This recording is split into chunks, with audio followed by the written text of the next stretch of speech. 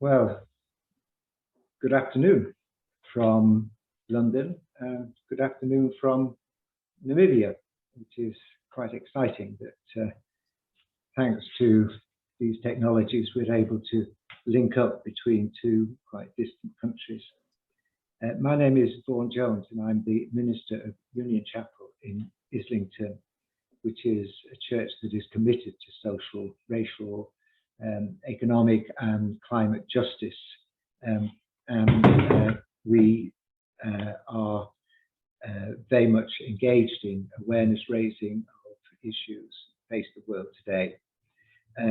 Personally, I'm very pleased that we're able to support this particular webinar, which in truth is coming out of an informal but quite dedicated group of people here in the UK whose roots lie in solidarity work with Namibia during the struggle for independence those years ago. But the aim of this webinar is to raise awareness of the dangers of oil drilling in the Kavango Basin, which came as a shock to us here when we first saw the reporting from Sky News. And whilst the impact of the drilling will be felt both by local communities and the region's precious wildlife, any drilling for oil in this day and age now is more than an issue of solidarity. It's a threat to the world. All of us are affected as long as oil and gas are extracted without any consideration of the environment. But before I introduce our speakers, I've just dropped my mouse. But before I introduce our speakers, I'm going to just share a little video which very kindly sent to us by Bishop Luke Pato, the Anglican Bishop of Namibia, in support of this webinar. So if you just bear with me, I'll share that with you. Good day. My name is Luke Pato. I am the Anglican Bishop of the Diocese of Namibia. Thanks to the organizers of this webinar for having me. More importantly, I want to thank you all for supporting us in our call and petition for drilling in Kavango East and Kavango West to be stopped with immediate effect. The deal between Recon Africa, the fracking company, and the government of Namibia appears to have been concluded behind closed doors. The first information received on this venture by the Namibian public was in January 2021. Recon Africa made it clear in its public notice in 2021 that its goal is to locate and mine oil and gas reserves. But in a world where the importance of switching away from damaging fossil fuels in favor of clean energy is now universally recognized as good for the environment and all its inhabitants.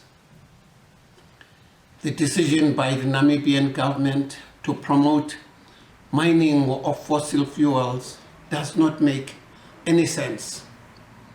It can only be described as a big step backwards, and one that will certainly have a negative effect on the Namibian people and the environment in which we have to live. It is our considered opinion that our Namibian government should think very carefully about the dangers that lie ahead with this mining license to Recon Africa, an entity who apparently have little experience in the mining field. The process has not been an open one, with Namibians waking up to a mining venture that had been signed and settled. There are many questions to be answered. In addition, this drilling project involves the removal of numerous rural families who can no longer stay on the land because of dangerous pollution and the destruction of their communal lands. Our call to the government of Namibia is to look to a better future for Namibians, a future away from fossil fuels, to clean, renewable, cost-effective energy. Solar panels and the energy they generate can be locally produced, bringing income and livelihood opportunities to our rural poor.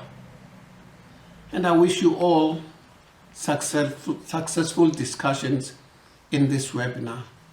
I thank you. So let me introduce our speakers. We have 3 people living and working in Namibia, and so it gives us an opportunity to hear firsthand what is actually happening and what we need to do and what needs to be done. Max Muyamburuko is our first speaker, Matt Totem, and then followed by Nadia April. Max Muyamburuko is the chairperson of the Kavango East and West Regional Conservancy and Community Forestry Association. And as a community organizer, he is very well placed to tell us what is happening and its impact on the people of Namibia. So let me hand over to you, Max. We're very much looking forward to hearing from you. Yeah, thank you very much. As my name is introduced already, Muyamburuko Max. Yeah, I'm elected by members organization, which consists of 13 community forests and the 7 conservancies. Those are the members organization for their association. Yeah, it is only introduction, or I can go in my presentation. Please go ahead, Max, with your presentation, yes. Okay. Yeah. Our people or community here, they have customary rent right as per Communal Land Act. The land which we inherited from our forefathers and allocated to us by the traditional authorities. Yeah, the community, or we community, we only surprisingly seeing Recon Africa planning the area for oil and gas exploration in November 2020, which means they were just falling like manna from heaven without informing the people that they are coming and they are going to which village or communities. Yeah, while the government is already aware, and they have also gave a green light to Recon Africa, where by signing the petroleum agreement with NAMCO in 2015, which was really a surprise to community by hearing that they signed the agreement in 2015, but we, the community, we only noticed or aware that Recon Africa is coming in our region. It was November 2020. Yeah, it's also Recon Africa carry out their environmental impact assessment in 2019 without also coming to the community to inform the community that we are doing environmental impact assessment for this purpose. Yeah. Constitutionally, or consultation with the communities, it was not done properly due to various reasons behind Recon Africa plan. Yeah, they only tried to do consultation in January this year, 2021. Their first community engagement or consultation took place on the 20th of January, which was held in Nkurenkuru, Kavango West, and the second was on 22 January 2021, which was held in Rundu. While the clearing of the land took place in December 2020, and the drilling started on the 11th of January 2020, which was they supposed to do the consultation with public communities before they can start doing their activities. Yeah, and they further continue with their consultation to community until March.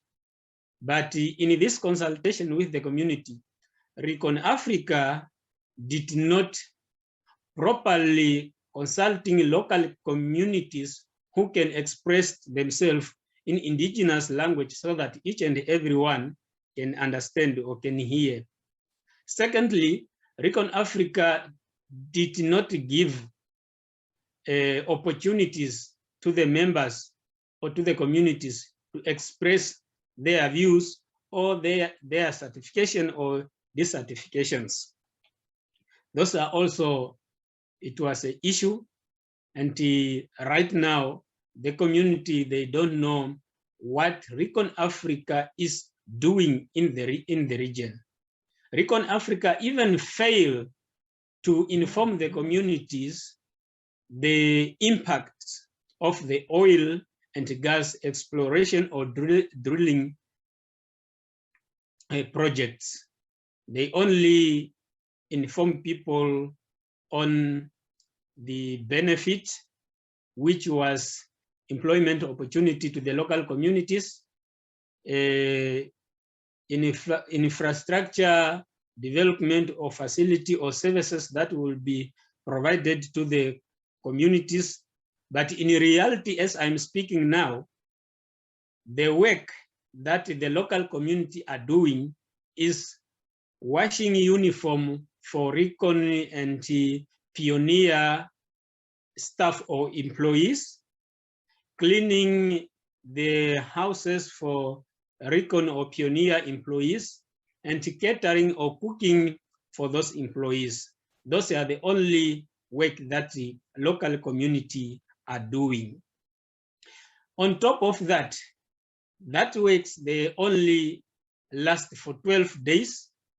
After 12 days, they give them their money, then they have to go back, and they go, Recon go also to other community to source 5 or 6 members or local communities to come and work the same work as the previous cleaning and other stuff for 12 days, and they have to go back home.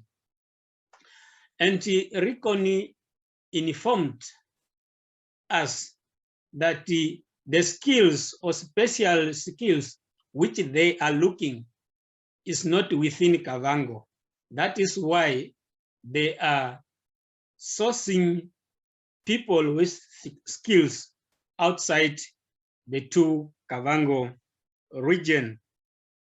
Yeah. And the drilling exploration, or Recon Africa activities or companies, the local governments, traditional authorities, Kavango regional councils, they are aware, Recon Africa, or they were informed earlier than the locally or the affected community or the community on the ground. At the moment, as I'm speaking now, community have many consent from Recon Africa, and that is why you have seen community are coming in submitting petitions, because they are not very happy. They were not consulted, and even the current situation of the employment on the ground also is not happy, making the community happy, and even is not in the Labor Act, where you can give people to work for 12 days, then you tell them to go. Yeah, other things, Recon Africa did not clear how people are going to benefit. Do the people within the communities, they have a certain percentage within Recon Africa and the government agreement which they signed, and they never share this agreement to local community also. And it is also people, they were not happy with the public notice, which was published on environmental impact assessment, environmental clearance certificate, all those processes. It did not, Recon Africa did not follow the step which is stipulated in the Environmental Management Act, where they can clearly go and do public consultation on the environment, on the assessment, before the approval or the clearance certificate can be issued. Yeah, that is why the communities were submitting their petitions, because of their happiness. And also Community Forest Act, it gives the community or the conservancies and community forest right over the utilization and management of specific land or area which is gazetted by the government. And in those act, it stipulated that whatever natures of development of project which is coming within the communities, they have to obtain consent letter. First, they have to do consultation to the communities. Once the community give a green light, then the land owners or the communities, they have to give consent. Apart from the communities, then the conservancy chairperson, you have also to the conservancy or community forest chairperson, you have to issue the consent letter to Recon Africa before they can also obtain another consent letter from the tribal office, which is administered by traditional authorities. Yeah, meaning most of those steps, Recon Africa did not entertain to those laws and or act and the regulation which is within those acts. The community hazard or the health hazard of the community, it's also a concern, where we people here in Kavango, we depend in livestock and subsistence farming. Agriculture is one of our key for our livelihood, and collecting fruits from the wildlife or the forest or wildlife fruits, wood, and the other medications by using indigenous knowledges. Once the environment is affected, then or destroyed, then we will not access again all those benefits that we are getting from the environment. Impact of groundwater also is an issue to the communities, or we are very concerned. And once the company is fulfilled and the economical oil reservoir is found, there will be a lot of overcrowd in the region. There will be people coming in outside the region, then or outside the country. Then there will be a higher rate of crime, higher rate of drug abuse, and also there will be a higher rate of disease that we are going to suffer with the people on the ground. Yeah. There are also an indication of support. There are no indications of support from the government to the communities. There is some community who lost their cultivation land or agricultural land from Recon Africa.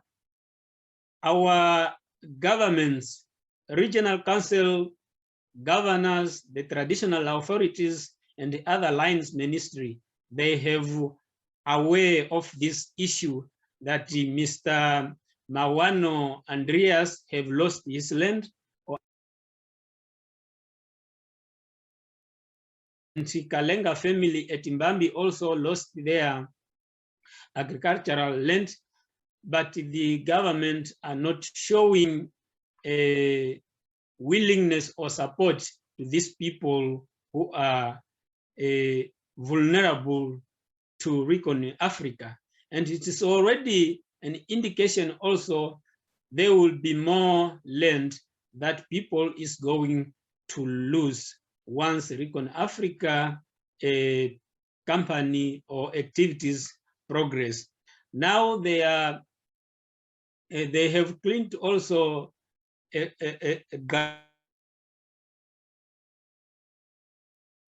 close to Tumbeyo Community Forest and Ngamagoro. As I'm sitting here, I'm sitting with the chairperson of Mbeyo Community Forest, where Garu or the third wells that they are going to do exploration is next to the boundary of their community forest. And there are a lot of fears within our communities on these projects. And in short, I thank you. If there will be some questions, then I will be happy. Thank you. Thank you very much, Max.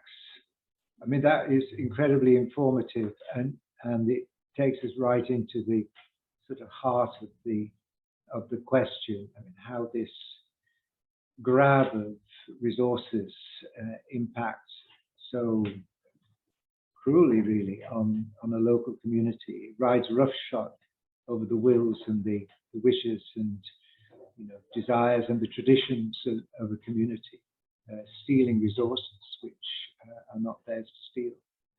So thank you very much, and we'll return with questions. If there's a Q&A kind of button at the bottom of your screen, which you can type questions in. But thank you, Max. It's such a helpful start to us, first-hand knowledge and experience there. And move on to our second speaker, who is Matt Totten, who is an oil and gas expert living in Namibia, though his accent will not suggest that.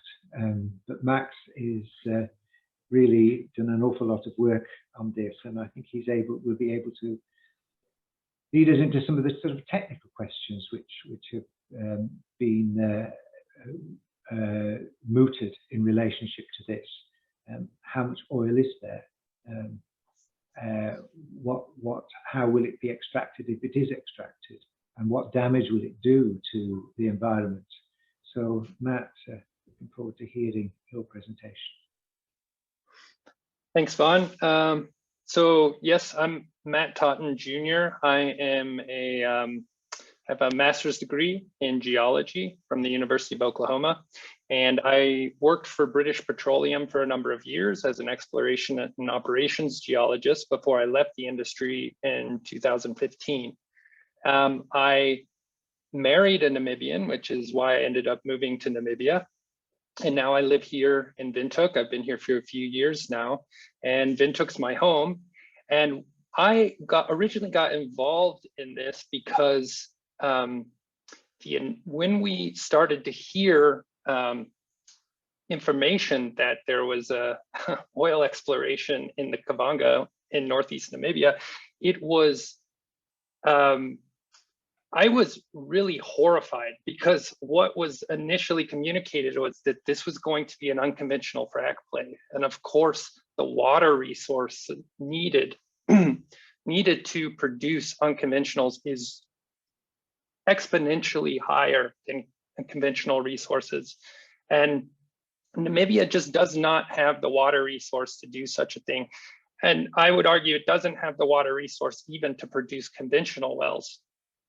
And as Max told you, most of the traditional and indigenous people living in the Kavango are subsistence farmers, or just living as hunter-gatherers off the land, or in the case of the San people who still live in their indigenous ways.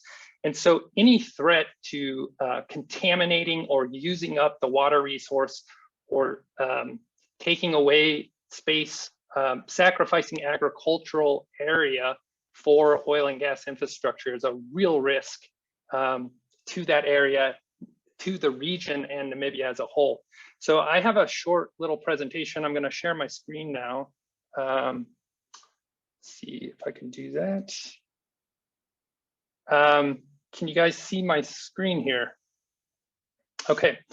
All right. So yeah, just in my background, so you know, when I worked for British Petroleum, I explored and operated in the deep water Gulf of Mexico, and then I also planned and operated unconventional frac wells in East Texas. So I have quite a bit of experience in this, both conventional and unconventional oil and gas exploration and development. So just to start off, let's just take a quick look, where is Namibia and the Kavango? So if you look at this map, Namibia is in southwestern Africa. It's bordered by Angola to the north, South Africa to the south, and Botswana to the east. And then the area outlined in orange here is the Kavango region. And this is where Recon Africa is currently prospecting. Now, I put this composite map together as well. This will become important later in the presentation, because it shows the different catchment rivers and catchment systems in the region. And for Namibia, there are basically two perennial rivers that flow at the surface year round, and that's the Okovango River here in the north. That's Namibia's northern boundary, and the Orange River in the south. And all of the other river systems within Namibia are pretty much ephemeral river systems, which means they only flow at the surface during the rainy season, but that doesn't mean they don't have underground river systems that run year round.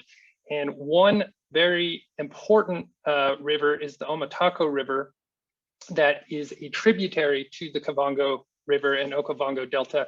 And you'll see just how close Recon Africa is drilling to this, this tributary river in a moment. Okay, so I'm going to go through this presentation basically answering a few questions Vaughn sent me. And the first one is, what is known about Recon Africa's claims about huge oil deposits in the Kavango region? Because they have made some big, bold claims about what they think they found in that area. And what does the data say to back that up?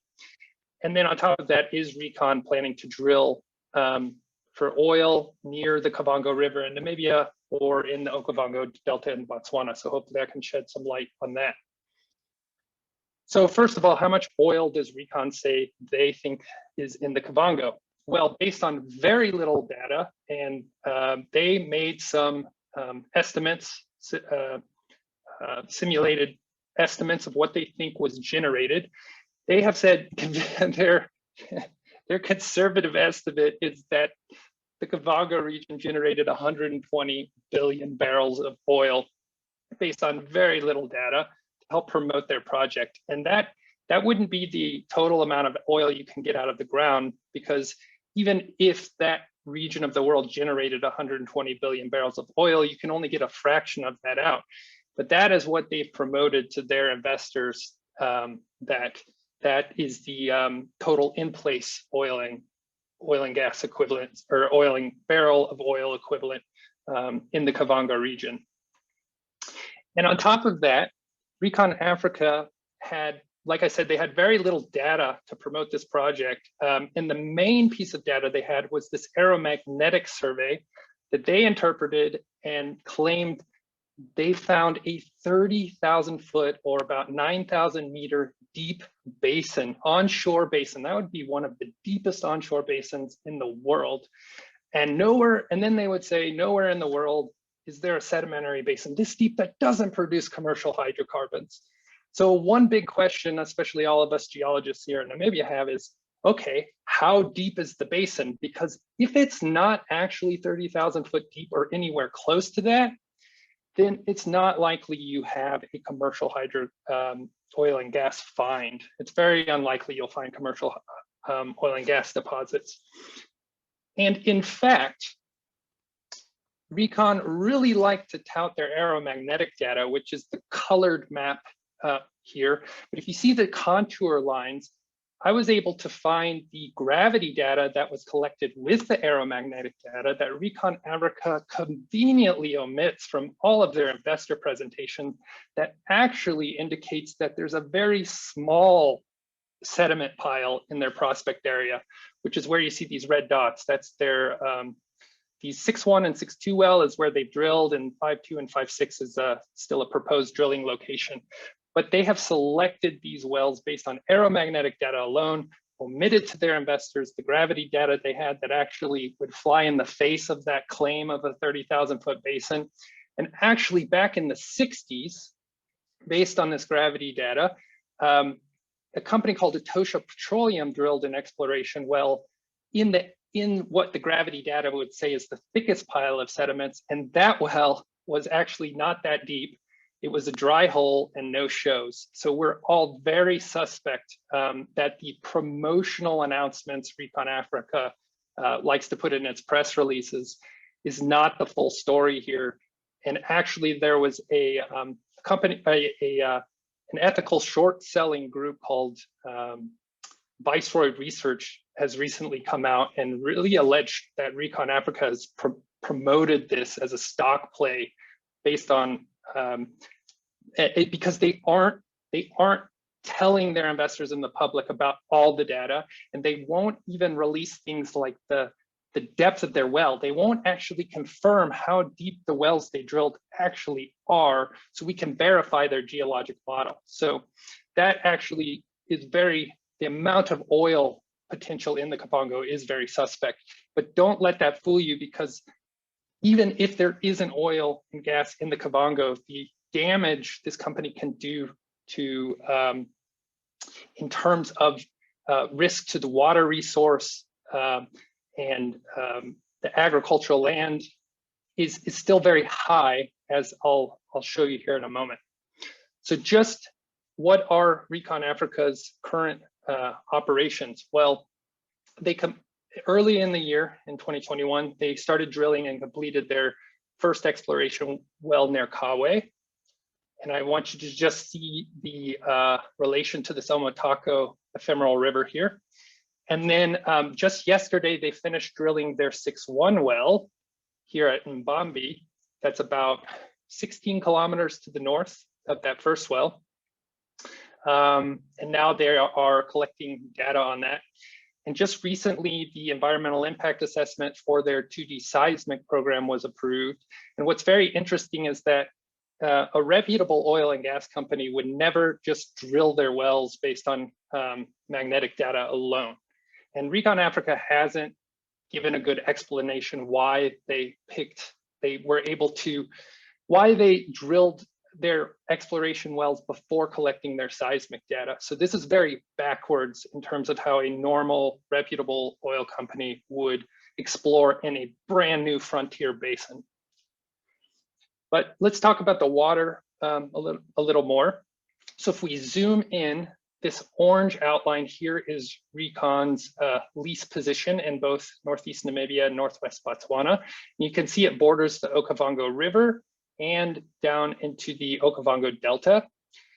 Originally, the Salido Hills UNESCO World Heritage Site was included in the lease position, but with the public outcry, Botswana removed that from their lease position and put a 20-kilometer no drill zone around it. And then if you look in Namibia, the Kaudum National Park is excluded from the lease area, but the Mangeti National Park is included in the lease area as well. So they've since said it's a no-go zone, and they say they're having these buffer zones around the rivers. But what they conveniently leave out is when you actually overlay the catchment areas and the Omatako ephemeral river, it's running right through their drilling areas. And in fact, here's an aerial photo of the first Recon Africa exploration well. And if you measure this distance, it's about, this red line is the Omatako River, and it's about 1 kilometer away. So any sort of wastewater seepage through to the groundwater, or if there was any overflow, will make its way into this Omatako River, either flow along the surface in the rainy season, or it could seep down into the subsurface river and flow, because it's upstream of the Kavango River and the Okovango Delta. It threatens it in that way. So question 2, what kind of impacts will oil and gas production have on water, agriculture, wildlife, and people's livelihoods? Well, here's a little video of what that first exploration site looked like at Kawe. So you can see the mud pit, the rig, and just look at how large this, this drilling pad is. They've had to clear the entire forest for the drilling pad. And this is pretty small actually compared to a production site drilling pad, and definitely smaller than what you would have for an unconventional frac well drilling pad, because as you have to bring more equipment onto the pads have to get bigger. And right next to this drill site is active farmland from local subsistence farmers. And so one thing to note about what we saw is that when you look at a reputable oil company, they will always line their mud pits, their wastewater pits, with a synthetic barrier. But when we look at Recon Africa, and they have confirmed this, they did not use a synthetic barrier to line their pits. And on top of that, this area is a unconsolidated Kalahari sands at the surface here. So it's very easy for fluids to seep through that unconsolidated sand into the groundwater and contaminate it. And what we usually say in the oil and gas industry is, if an operator will take shortcuts where everybody can go take photos of them, it's almost a guarantee they're taking shortcuts downhole where nobody can take photos, where things get really expensive, and those shortcuts will save them money. And that's also another danger, that if there's actually not oil and gas present in the Kavango, or commercial oil and gas present, and they're just continuing the drilling, well, that basically means there's an incentive for them to take shortcuts to keep the story going, but it's because there wouldn't be oil and gas flowing to the surface in any commercial amount in that scenario. There's no strong reason for them to really engineer their wells to the highest standard. And why are drilling fluids and wastewater so important? Well, not only do you have your drilling fluids that can have lots of nasty things in them, but the subsurface waters that you drill into can bring up heavy metals, radioactive materials, hypersaline brines, and this, like I said, especially in unlined pits, this wastewater can seep into the groundwater and contaminate it. Or if you have a heavy rain, it can fill the mud pit up and overflow and contaminate the waterways like that. And so as Max was saying, there's all this subsistence farming going on in the Kavango area. So when you start drilling, especially when you ramp up to appraisal and production phases, you're gonna have lots of loss. You're gonna have massive loss of land where you take away from wildlife, you take away from people, you take away from agricultural potential to build pipelines, to build storage facilities, to build your well pads, to build all the road networks connecting all this stuff. And so now you're sacrificing your pristine environment and subsistence agricultural areas for this type of infrastructure. Okay, and this will just bring about irreparable environmental damage because these well pads last for decades, and it really fragments the wildlife and habitats up there. All those roads and infrastructure you create really makes it easier for illegal loggers to come in, for poachers to come in. So this is a massive risk for the Kavango area. And just to give you an idea how many wells we're talking about, well, based on Recon Africa's conservative estimates of the oil, the conservative oil they think they can get out of the ground, their conventional play amount is something, their kind of mid to low side is around 2 billion barrels. And that would mean you'd have to drill 1,500 plus conventional wells to get that out of the ground. And then if there's an unconventional resource there, let's just say it's about the same as the conventional play size, which they've said in some of their research reports. Now we're talking about exponentially more wells to get that resource out of the ground. And when you compare it to the Eagleford Shale play, which Recon has often promoted the size of their lease acreage to be similar to the size of the Eagleford Shale unconventional play, we're looking on an order of 15,000 plus horizontal wells and frac wells to produce. So now that gets us into this question of fracking, because Recon Africa was very promoted this as an unconventional play in the beginning with the potential of conventional upside, but now they say it's conventional only. So what is Recon Africa's position on fracking? And how can if fracking does go on, how would that affect the environment? Well, let's talk about fracking. It requires anywhere from 16 to 20 million liters of fresh water per frac well. So that's about 20 million liters of water times 15,000 plus to produce this resource over the life of the field or the basin. And the only source of water really in the area is the Kavango ground and aquifer water. So you're gonna just be pulling it up for your oil and gas production.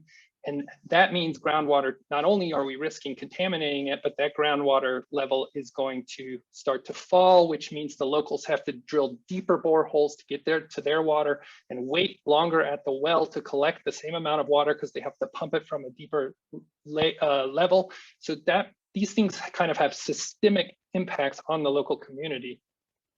All right. And like I said, this development requires exponentially more wells to produce when you start fracking. And the wastewater you produce, all that water you pump into the ground to do the frac has to flow back to the surface. It's toxic after you do the frac because of all the things you put into it and the subsurface things it's exposed to. And now we have to dispose of that, which usually means we have to inject it into wastewater disposal wells. And that's usually where the earthquakes and aquifer contamination issues arise. So is Recon planning to frac? Well, I already mentioned that basically their entire play was promoted as an unconventional shale play in the beginning with the potential of shallower conventional targets. But once they started getting flack from the public, because people were so horrified about the potential of doing unconventionals in such an arid country, their story changed and their entire geologic model changed to where they could say, hey, this is a conventional play, don't worry about fracking anymore.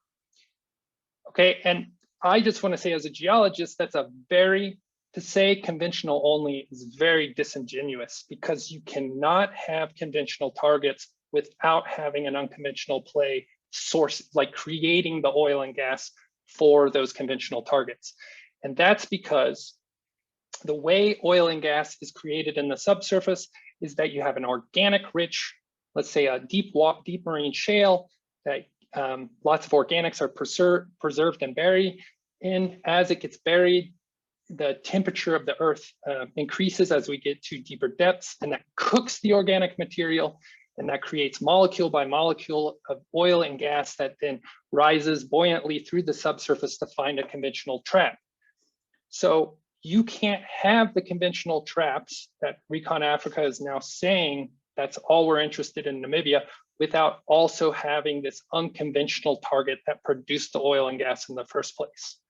So it's very disingenuous to say conventional only. If you find conventionals, there by definition will be an unconventional play underneath it.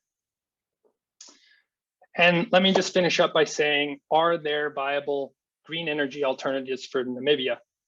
Well, it turns out there's this massive disruption going on in the entire energy sector right now, where basically the new renewable technologies are so much cheaper, and like the amount of energy you can produce for the cost of the technology is coming down so much, and the adoption is so high that basically what we're looking at is, even by the 2030s, the transition from fossil fuels to renewable energies will ramp up so much that you may not even be able to sell the oil and gas you produce, because there won't be a market for it. Okay, and so if anybody's really interested in this, I recommend go look up Tony Seba's Rethink X think tank, where they talk about this, how technology disruptions change entire industries, and the energy industry is really going through this right now. And the 2020s actually may be this inflection point in the S-curve, where we transition away from fossil fuels to these new solar wind battery systems. And this isn't pie in the sky stuff. There's something called the Mega Solar Project here in Namibia and Botswana, and the US, Namibia, and Botswana just signed in April a memorandum of intent to build a 5 gigawatt solar power plant that not only will generate energy for Namibia and Botswana, but make them energy exporters to their Southern African neighbors. So this is actually happening in real time. So it's definitely something Namibia needs to look at, as in the future is already here. Don't risk your environment, your people, and your wildlife on a project you won't even be able to make money for, because the new technologies are disrupting the markets of old. So I'll just end by saying the actions we're all calling for are an immediate moratorium on all oil and gas exploration activities in the Kavango. And at minimum, we need a transboundary and multinational strategic and environmental assessment for the entire oil and development lifecycle, because the environmental impact assessments until now have only been piece by piece. So they approved the exploration well, EIA, for the first 2 or 3 wells, and then they approved the seismic. And instead of looking at the picture, the entire picture, we're only looking at it piece by piece. And it doesn't make sense to continue if the whole project doesn't make sense, I guess, in that sense. So yeah, that's the end of my presentation. I'll leave it there. Thank you very much, Matt. That is just incredibly helpful, and I couldn't stop you because it was just so informative and so helpful. And it seems to me the case is just so overwhelming that the level of destruction and of the whole area and on the communities is just going to be so devastating that it just has to be stopped. And on top of Max's presentation, seems to me the argument is just building and building and building that this really thing should not go ahead. Nadia April is our final speaker, and she works at the Women's Leadership Center of Namibia, which is one of the organizations which is leading, one of the civil society organizations that's leading the campaigns for a moratorium and for an end of this rather horrific project. Nadia, thank you for being patient, and we look forward very much to hearing your presentation. Thank you. Yes, thank you for this opportunity to be part of this conversation, and a very important conversation to be part of. As you said, my name is Nadia April from the Women's Leadership Center, and we're a women's human rights organization that works with marginalized groups of women. And this includes women, some indigenous women in the Kavango East region. As a women's rights organization, our main concern is about the oil and gas exploration production by the Recon Africa. And this focus mainly on the social economical impacts that this will have on the communities. We are particularly concerned about the lack of genuine consultation. And I know Matt and Max have really touched on the issue of consultation that has that Recon Africa has been doing in the region. And this consultation in regards to indigenous communities in the Kavango East region. It also includes consultation with women and how this will affect, how they will be affected by the toxic damage to the land, the water, the plants, the animals, and the people themselves through the oil and drilling in the region. Under the UN Declaration on the Rights of Indigenous People, which Namibia supported in the UN General Assembly in 2007, this guarantees indigenous communities, the right to free, prior, and informed consent regarding any matters relating to their resources, livelihoods, and cultural heritage. The San community leaders that in the Kavango East region that the women's leadership works with have not been properly consulted on the oil and gas story and strongly objects to this activity. On the social impact of oil and gas and exploration and production on women and children, this Max also talked about how this will bring forth the sourcing of workers. And as a feminist organization, we are particularly concerned about men camps the men camps that will be created by these activities and people that will be coming into the region to look for work from all over Namibia as well as neighboring countries. And this will stretch the already poor service availability in the local region and in regards to the land, the housing, the water, the clinics in the country. So developments in other countries also show that this will lead to an increased poverty, crime, alcohol, and drug abuse, as well as violence against women and girls, and teenage pregnancy and sexually transmitted diseases. This will be worsened, like I mentioned, by the setting up of men camps. So the Women's Leadership Center, together with 40 civil society organizations and over 1,000 individual signatures, is calling up the Namibian government respectfully to establish an independent and partial public commission of inquiry to examine the current and future oil and gas exploration activities in the region until all Namibians can see a credible evidence of the potential impact on their lives, their livelihoods, and their alienable rights, and consider what are the realistic, sustainable alternatives, like Matt mentioned, strategies to develop Namibia's energy and in the Kavango East region. The government should impose a moratorium on the current oil and gas exploration. Thank you.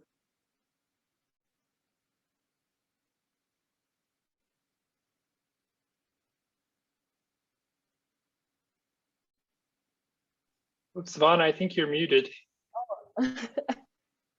There you go. Yes, we all are muted from time to time. Yes, I was just saying, Nadia, that really leads us into what actions can be taken, and I think the call for a moratorium is just very, very clear, and your message really very, very helpful to us. we have questions, and I'll just pose them. Thanks to the last speaker. Well, may you kindly specify the consent letters that are expected from the conservancies and community forests? That, I think, is to Max. May you kindly specify the consent letters that are expected from the conservancies and community forests? Okay, thanks.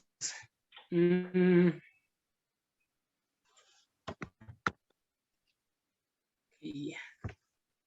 In the Forest Act,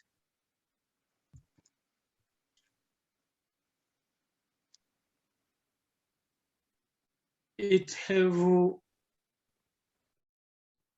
a law which say if the application is made for any project under the community forest or under the conservancy, section 22, 23 up to section 33. Yeah.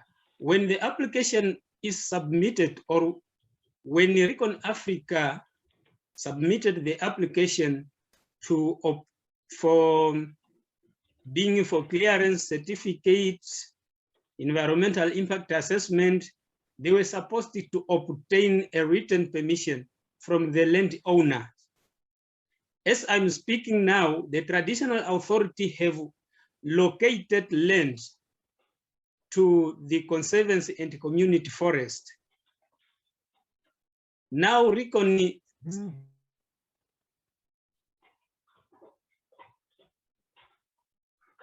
the conservancies. After that, then they have to have a written permission from the traditional authority. That is the second written permission.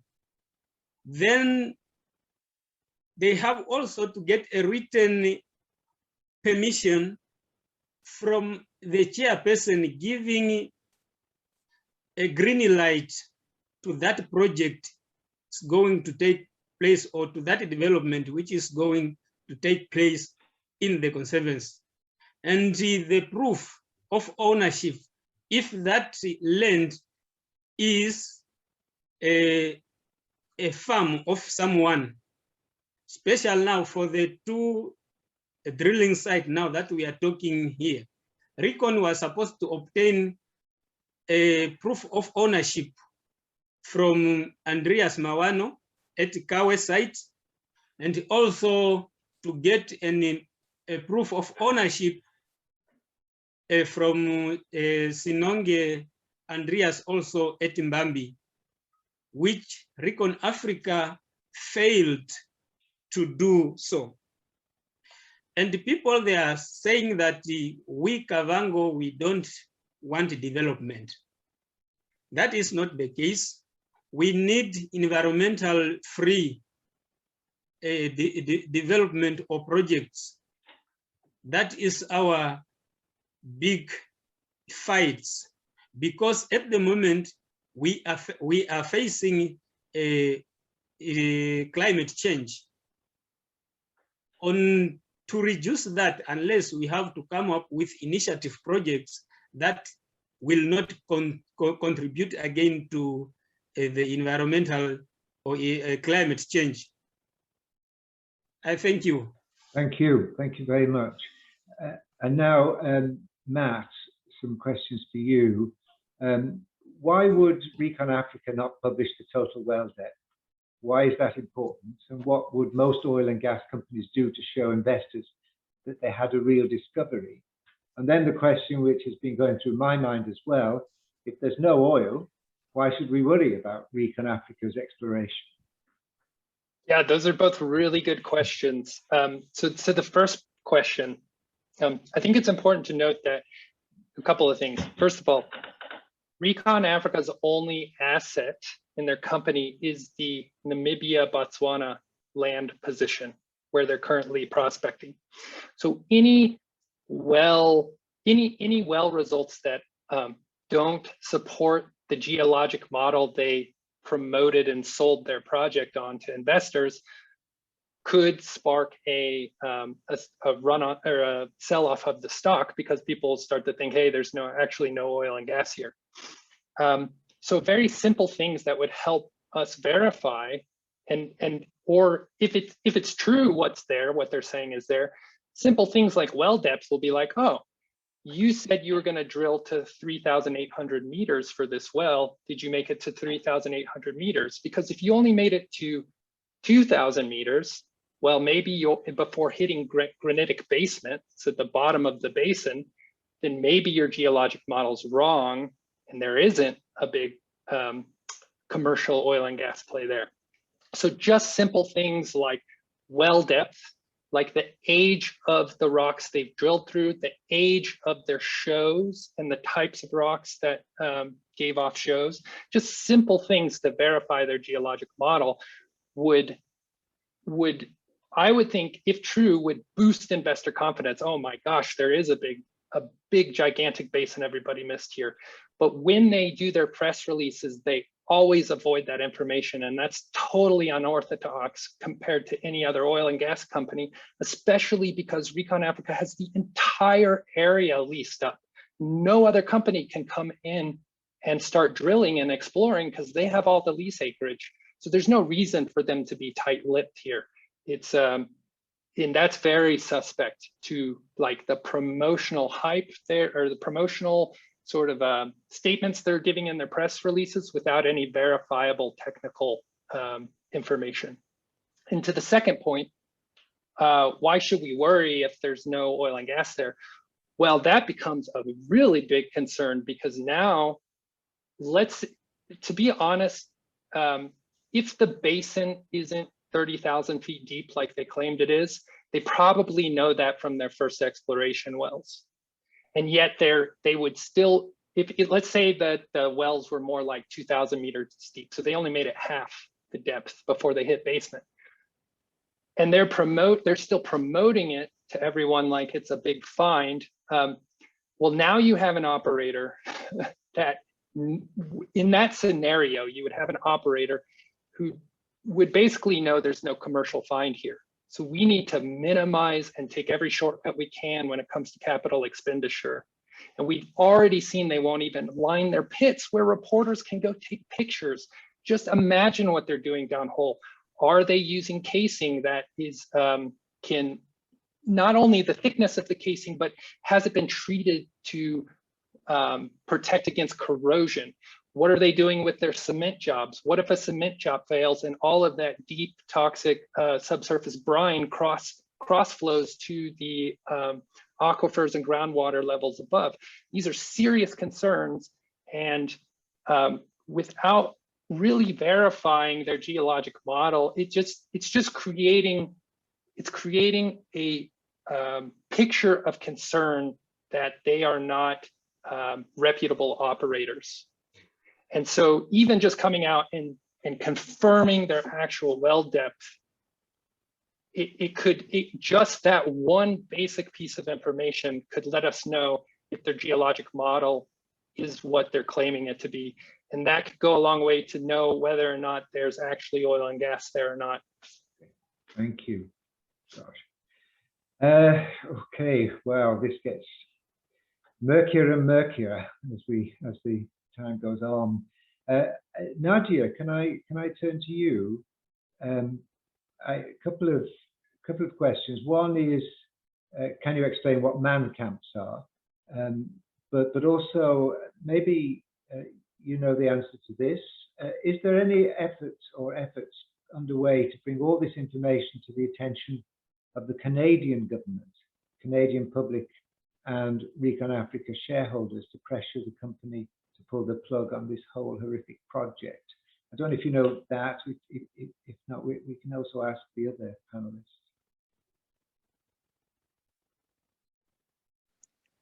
Okay. In terms of the last question, in terms of the efforts from the Canadian government, I know there has been a lot of mobilizing and engagement happening in Canada with activists and concerned citizen Canadians that has contacted the the Canadian government. I know Rob Parker also wrote an open letter to the Canadian, he's an environmental activist. He wrote an open letter to the Canadian government embassy, informing them about what Recon Africa is doing. And that's how the Women's Leadership Center also got involved with the whole process, because we saw the open letter in the newspaper. I think by next week or a week from now, there will also be engagement with the Canadian embassy in South Africa with the Namibian team as well. So there are, I think some of my panelists can also answer this, but there has been engagement with the Canadian government. Yes, and then on the man camps, so man camps are temporary housing facilities that are constructed predominantly for men workers on resource development projects in the oil and pipeline or mining or hydroelectric and forestry industries. And reports from the United Nations Special Rapporteur has shown a direct correlation between these men camps and violence against women. Okay, thank you. I mean, there are questions around the legal options, and I'm not sure who will be able to answer this, but and Max particularly, are there national, regional, international legal avenues being pursued or planned to challenge Recon Africa? Has Recon Africa made any offers yet to traditional authorities or elected office holders that is likely to happen at some point, divide and rule strategies? I think some of us have seen the sort of propaganda videos that Recon Africa have put out, claiming consultation with local communities. And are there any legal options, perhaps within Namibia as well, to stop Recon Africa? Start with Max, I think. Thank you. Yeah, at the regional level, yes, there is a motion that is on the ground. Yeah, Recon Africa, when he realized that he's occupying the two sides illegally, then they tried to go to traditional authority to seek for a consent letter for those two sides. Yeah, and that one was done on the 1st of March 2021. Yeah, all along when Recon started, they didn't have any paper from traditional authority that allowed them to touch any part of the land within Kavango. Yeah, and also, as I'm speaking now, Recon Africa, he don't have right over those two areas, because that consent letter which they obtained from traditional authority, it have to be verified or ratified by communal land board for Kavango. If the board is happy, then they can now grant a recommendation for leasehold certificate to Recon Africa, which is not the case when they put a application of right of leasehold on the 14th of May 2021. There were a lot of written objection that was submitted by the affected community on the ground.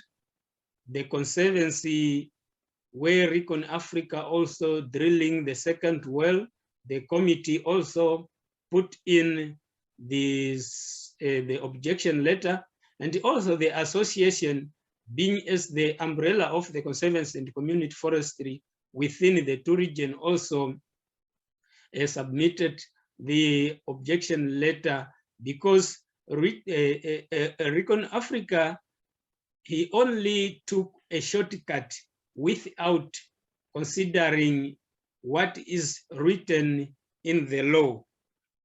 And the offer to traditional authority, that is, I'm not yet sure, because when we met the chief traditional councillor with an idea of setting up a meeting with them to hear more inside information, we were informed that they cannot speak to us, they cannot speak issues around Recon Africa, because they have written someone from court where they can submit their affidavit, which means Mr. Andreas Nonge from Mbambi or from Kalenga family, he took the Recon Africa to court due to all the work that Recon Africa did by not respecting the locally or communities within the ground, and also by not following all the legally process that's supposed to be done on public consultation. It is process which is in the Environmental Act, Environmental Management Act, Regulation 11. It is talking about what are those process which Recon Africa did not follow, and it is really hurting a lot to the people on the ground. Thank you. Thank you. Can I just ask you, Max, what about the traditional authority and those who initially gave the green light to Recon Africa? Can they not be held legally accountable? Excuse me? The question was, what about the traditional authority and those who initially gave the green light to Recon Africa? Can they not be held legally accountable? Yes, as per Forestry Act, it is once the traditional authority have allocated that land to community forest and conservancies, and those conservancies and community forests have obtained the gazettement certificate, meaning the traditional authority cannot allocate any single land to anybody, because that areas now is under the management of conservancies or community forest committees. Whatever natures that can come in there, it have to be dealt by the management committee for the conservancy or community forest. Now, once the traditional authority allocate land in the conservancy or community forest, they are contradicting the act, and even they are contradicting the approval authorities that themselves, the traditional authority, signed, and they should be abiding on that conditions or constitutions which they signed, plus the management, the forestry or conservancy game utilization management plan and the zonation. Once they do that, meaning they are contradicting or they are not complying with the act, they can be also held accountable on that. Thank you. Thank you. A couple of questions for Matt. An easy one: what is a downhole?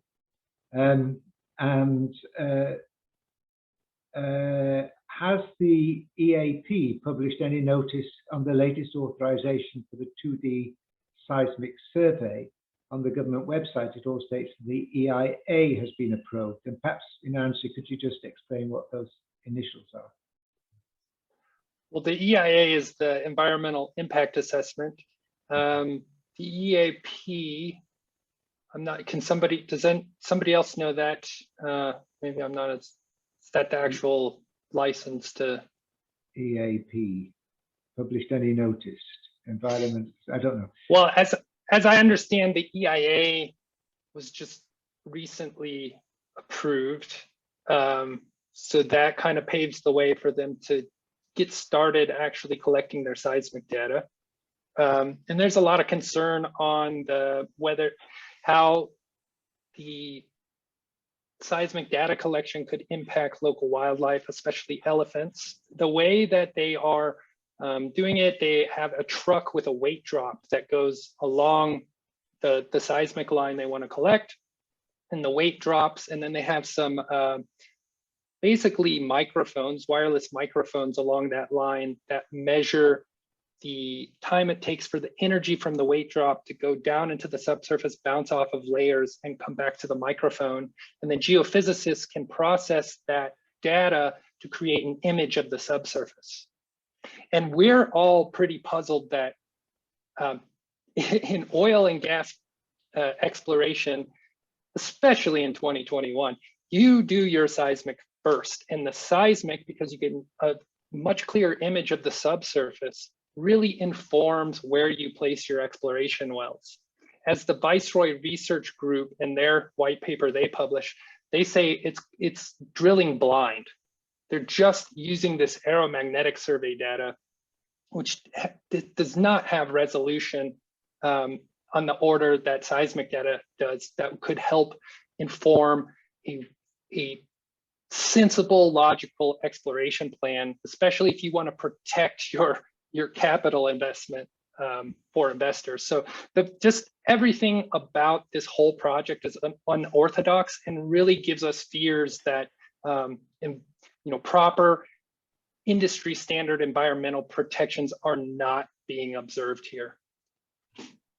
Okay, I mean, we're sort of coming to the end of our time, but there's an awful lot of questions to cover, so I'm doing our best to make sure that we cover the ground. I think there are some questions, Nadia, about the local population and how they're feeling about this, and what is the position of the government. Question: Recon Africa is occupying land illegally, which is a criminal offence. They should be told to halt their activities and be evicted. Why isn't the government doing anything about it? So there's that question, and I think, this general feeling is there a movement within the people against this, or what?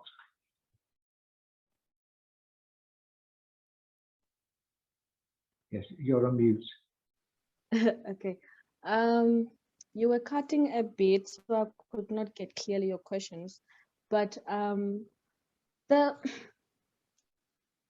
general, like what Max was saying, I mean, we've, especially in regard, let me say, I can't speak on the general feeling of the people in the Kavango East because I'm not there, but Max spoke on it a bit.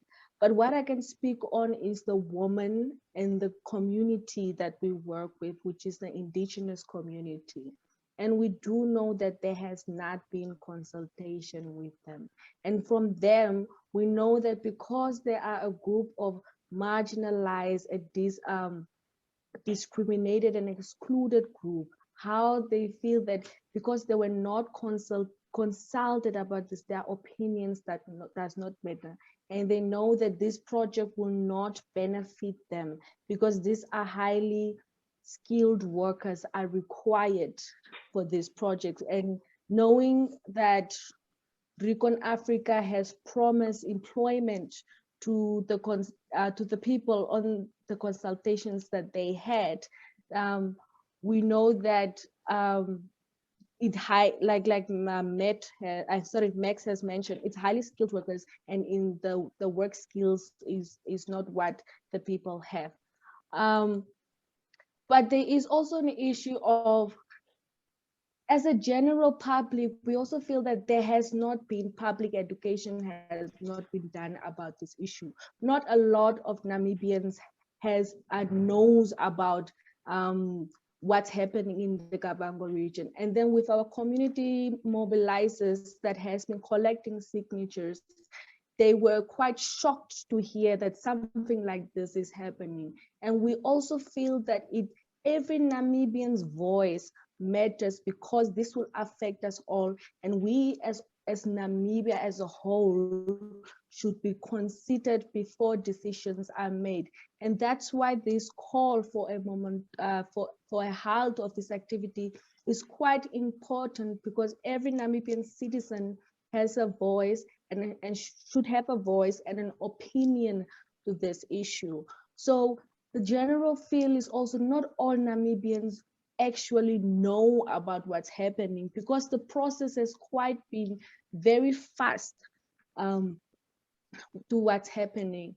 So yeah, I hope I answered very well. Yes, thank you very much. I think we're sort of reaching the end of our time. I know there's a sort of time limit on this because of the internet connections and so on. But I want to thank our speakers. I think we've had a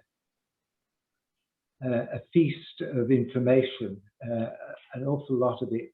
You know, we need to mull over and absorb. But I think the message is that this is such a disastrous, potentially disastrous project for such an important area of the natural environment and for the people who live there, that it's an international responsibility as well as a local responsibility to try to end this project before it really gets underway and does damage that it is going to do. Nadia, thank you so much. I mean, I think you brought in the dimension of the campaigning and the call for a moratorium, and you made that very clear. And Liz from your organization has put a note in the chat saying that there is a petition which is being a letter of objection, which is being submitted tomorrow. So if anybody wants to show their assent to that letter, they can contact Liz at lizfrank41@gmail.com, which is Liz works at the Women's Leadership Centre. Matt, thank you for your expert advice, and I think very, very scary, you know, to realise that this activity is taking place, and that without real credibility as a project, either as an environmental project, as an economic project, and it leaves more questions in a way as to what is the motivation of Recon Africa than it answers, and that makes the whole thing even more disturbing. And Max, especially important to hear from you and the local situation and the impact on people who live in an area which is going to be so disrupted by what sounds like an act of environmental vandalism. So apologies to Bishop Pato for not having sorted out the sound for his video, but we will include that in the material that we send out. It won't be wasted. We can insert it into the recording of the video for other people to see. Thank you to Liz for all her help. Thank you to Jenny Morgan and to Brian Wood, who've also been extremely helpful at this end. We will keep in touch, and any future actions that can be taken, any donations that can be made, and so on, we will send information out to you when that's available, because we have your emails from this webinar. Thank you. It's amazing to be in contact with people so far away, and yet the issue feels very, very close to home.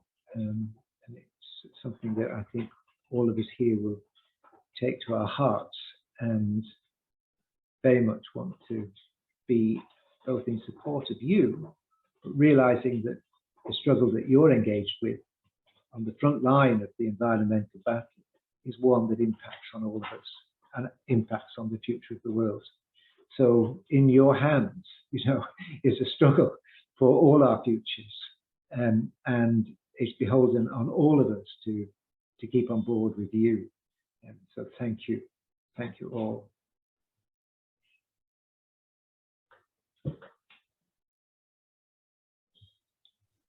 Thank you, Vaughn, for hosting us. You're welcome. So have a good day, Max and Nadia, and all the best for the future. Thank you, and thank you. Take care, Thank everybody. you very much. Thank you. Thank Bye bye. you. Bye. Bye. Bye-bye. Bye bye.